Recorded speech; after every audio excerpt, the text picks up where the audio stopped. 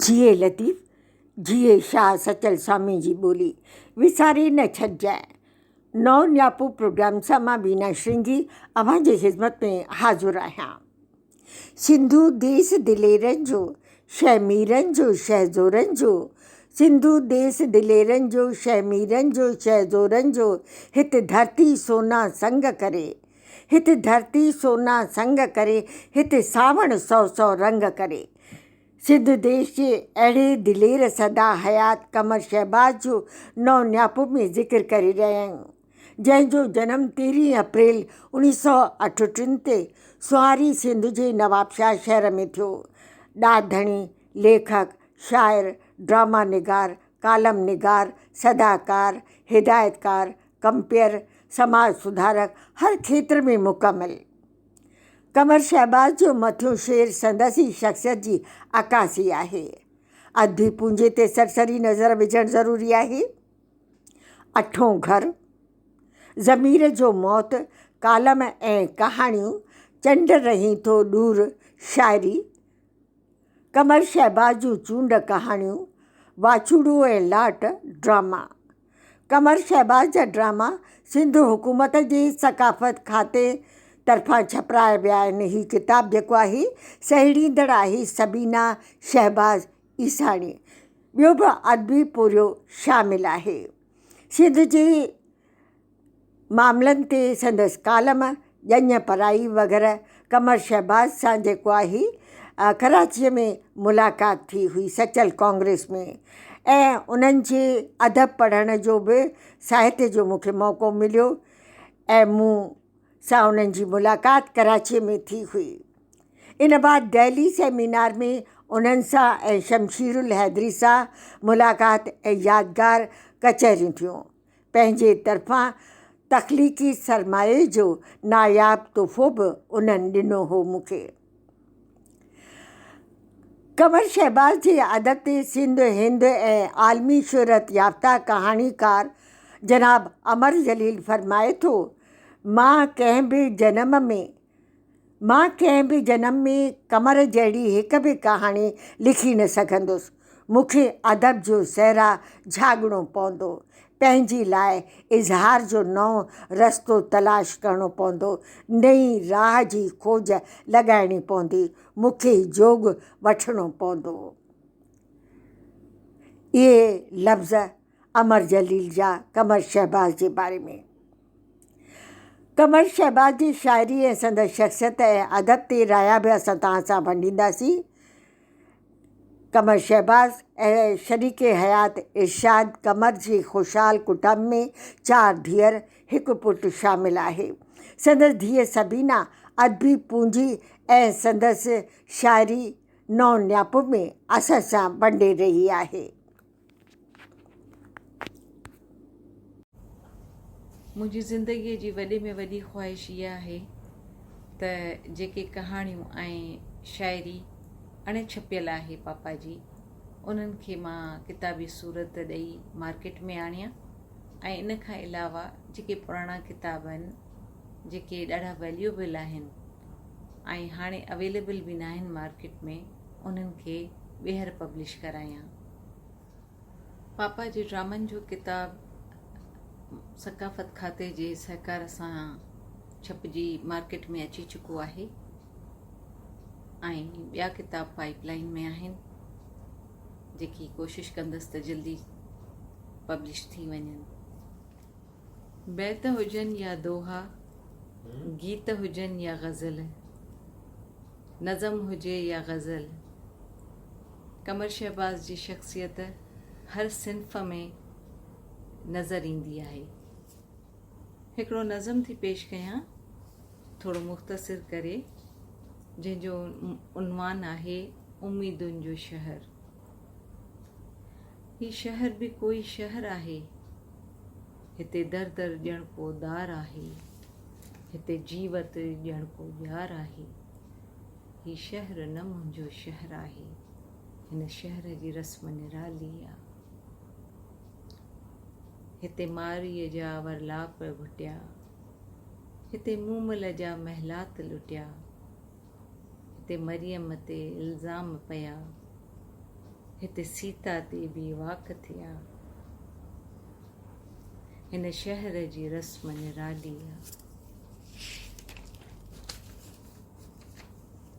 को शहर हुजे उम्मीदुनि जो, जिते आस हुजे पर प्यास बुझे, जिते साज़ चुरे आवाज़ ॿुरे ऐं रूह में कोई राज़ सुरे, जिते सुबुह हुजे रंगीन सुबुह ऐं शाम बि सोन पिघारी ला, जो फरदा जो को गम न करे ऐं माज़ीअ ॾे न निहारे ला। को शहर हुजे उम्मीदुनि जो, जिते सूर्य जो महराज हुजे, जिते मंसूरनि जो राज हुजे। पोइ नेठ त राति खुटंदी हो ऐं आख़िर बाख बि फुटंदी हो। वाट तकींदे लाट उझाणी, मोटी मीत न आयो, दिलड़ी ॾई मूं दर्द पिरायो, दिलड़ी ॾई मूं दर्द पिरायो। वाट तकींदे लाट उझाणी, मोटी मीत न आयो, दिलड़ी ॾई मूं दर्द पिरायो। मन जा मिठड़ा फूल को माणा, पल पल जाग्या घा पुराणा। गलीअ गलीअ में तुंहिंजी ॻोल्हा, घिटीअ घिटिया घायो, दिलड़ी ॾई मूं दर्द पिरायो, दिलड़ी ॾई मूं दर्द पिरायो। वाट तकींदे लाट उझाणी,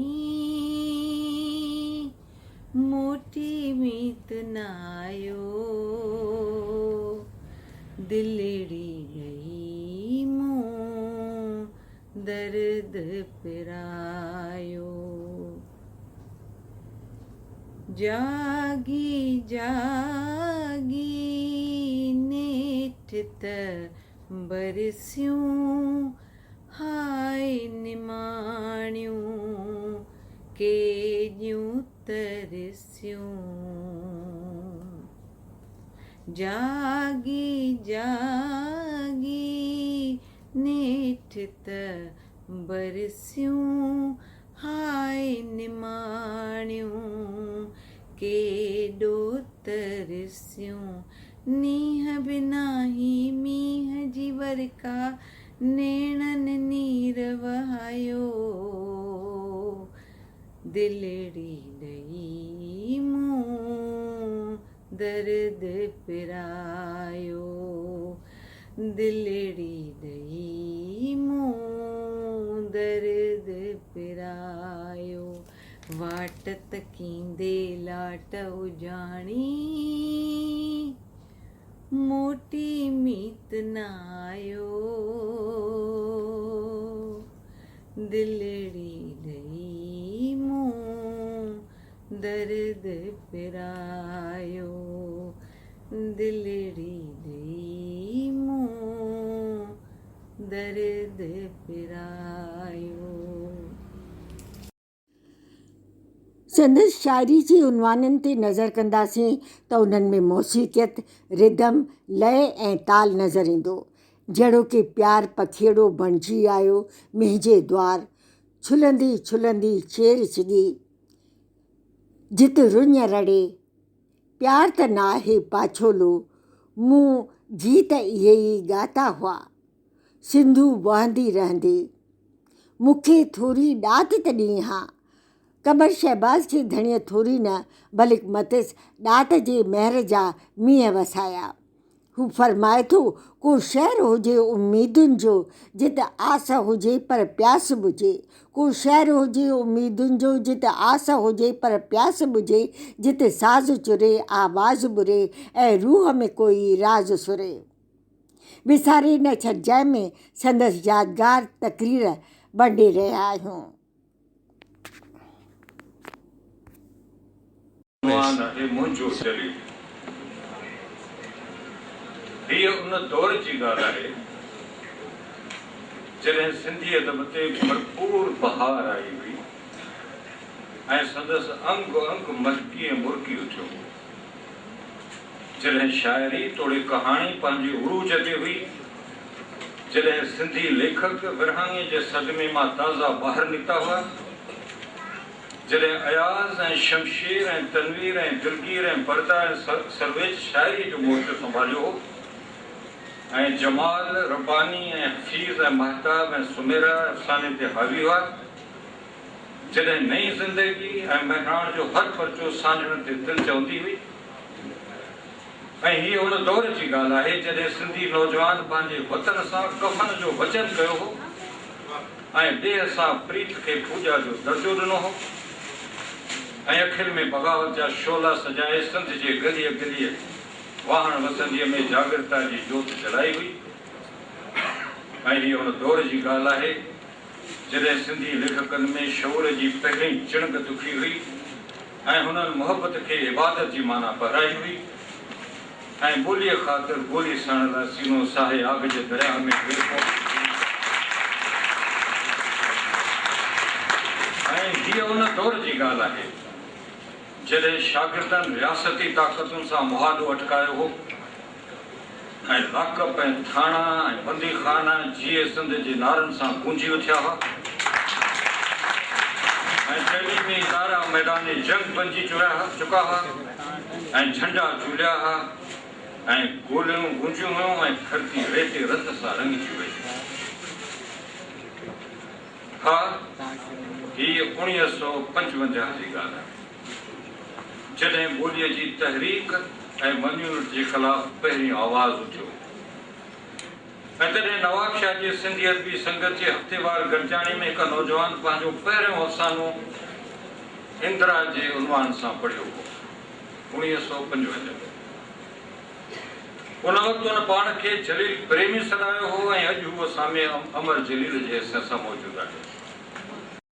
सिंध फनकार वेलफेयर ट्रस्ट जो हमीद भुट्टो फरमाए थो, 2002 में केतिरा भेरा मुख़्तलिफ़ मुल्कनि में गॾिजी सफ़र करण जो मौक़ो मिलियो, पंहिंजी औलाद वांगुरु ख़्यालु कंदो हो।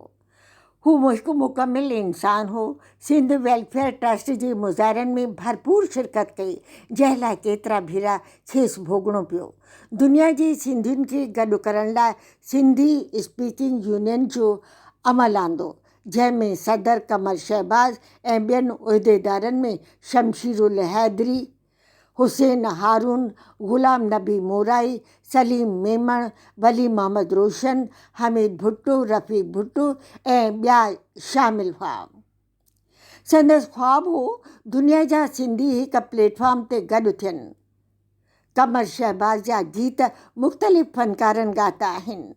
ॻाईंदड़ फनकार मसरूर बेदिल जा लख कुर्ब जिन नौ न्यापो लाइ कमर शहबाज़ जी वाई चंड रही थो दूर पंहिंजे आवाज़ में रिकॉर्ड करे भेटा पेश कई आहे। दिल्ली सिंधी एकेडमी तरफ़ां श्री सुरेश केसवाणी जे अयामकारी में कोठायल सेमिनार जे वफ़द में कमर शहबाज़ सां गॾु बर्ख कहाणीकार शौकत हुसैन शोरो बि शामिल थियो। शौकत शोरो कमर शहबाज़ खे यादि कंदे फरमाए थो, हू कदावर ख़ूबसूरत शख़्स हो, ओतिरो ई ख़ूबसूरत कहाणीकार ऐं संदसि ड्रामनि में तंज़ ऐं मज़ाया जो अंसर नज़र ईंदो। कहाणीकार शौकत शोरे जे तासरात बाद मसरूर बेदिल जी वाई बि अव्हां जी ख़िज़मत में अॼु नौ न्यापो में पेश कंदासीं। अचो त बर्क कहाणीकार जा तासरात ॿुधूं ऐं मां बीना श्रृंगी ईंदड़ प्रोग्राम ताईं अव्हां खां इजाज़त वठी रही आहियां। मोकिलाणी नाही, साथ सलामत। कमर शहबाज़ जेतिरो कदावर ऐं ख़ूबसूरत शख़्स हो ओतिरो ई ख़ूबसूरत शाइर ऐं कहाणीकार हो। कमर शहबाज़ घणा पासा लेखक हो। हू हिकु सुठो शाइर हो त साॻिए वक़्तु सुठो कहाणीकार पिणु हो ऐं हुन अख़बारुनि में केतिरा ई कालम लिखिया। हुन खां सवाइ रेडियो ऐं टीवीअ जे लाइ ड्रामा लिखिया। हुनजो कमाल इहो हो त जॾहिं बि खेसि को रेडियो या टीवी लाइ ड्रामो लिखणो पवंदो हो जेको 50 मिंटनि या कलाक जो हूंदो हो त उहो हिक ई वहक में लिखी पूरो कंदो हो। कमर शहबाज़ जी कहाणियुनि ऐं ड्रामनि में तंज़ ऐं मिज़ाज जो अंसर नुमायां मिलंदो। हुन गंभीर मसइलनि ते जिते गंभीर अंदाज़ में लिखियो आहे उते हुन जूं के कहाणियूं या ड्रामा मिज़ाया अंदाज़ में पिणु लिखियल आहिनि जिन में हुन तंज़ ऐं मज़ाह जे वसीले असांजे समाज में बुराइयुनि ऐं उणाइयुनि खे नुमायां कयो आहे। कमर शहबाज़ हिकु सुठो पीउ, हिकु सुठो घर वारो ऐं हिकु सुठो दोस्त हो। मुंहिंजो तालुक़ु हुन सां आख़िरी दौर में जुड़ियो जॾहिं असां सिंध जा लेखक हिकु डेलीगेशन जे सूरत में सिंधी अकेडमी दिल्ली जे सरवाण सुरेश केसवाणी जी दावत ते दिल्ली विया हुआसीं।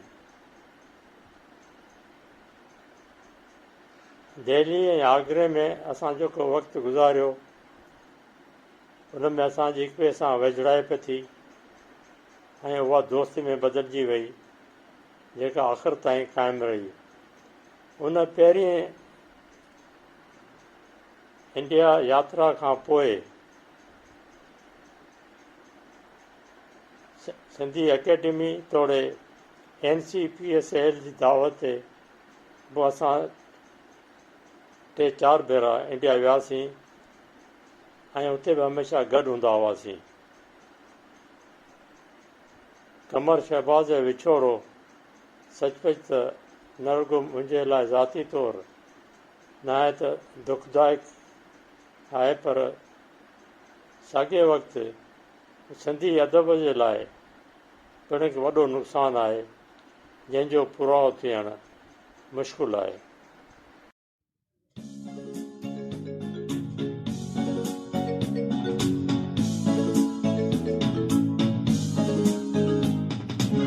चंदर ही थो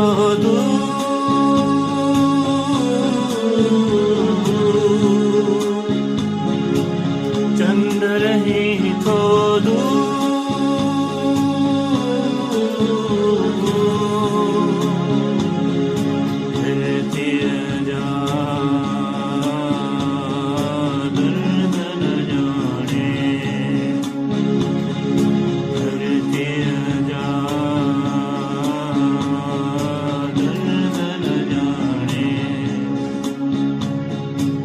चंदर ही थो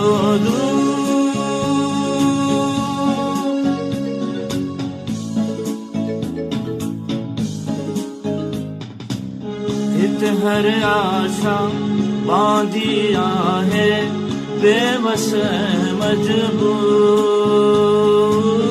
बेवस मजबूर हर मुखड़ी जण घायल घायल हर गुल ते नासो चंदर ही थो चंदर ही थो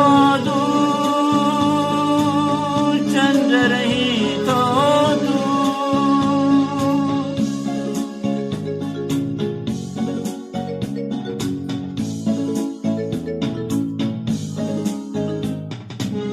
सदियन खां को साहस कायल चाहत ने आचूर चाहत ने आचूर साथ साथ सूरी भाया मोह जो मन मंसूर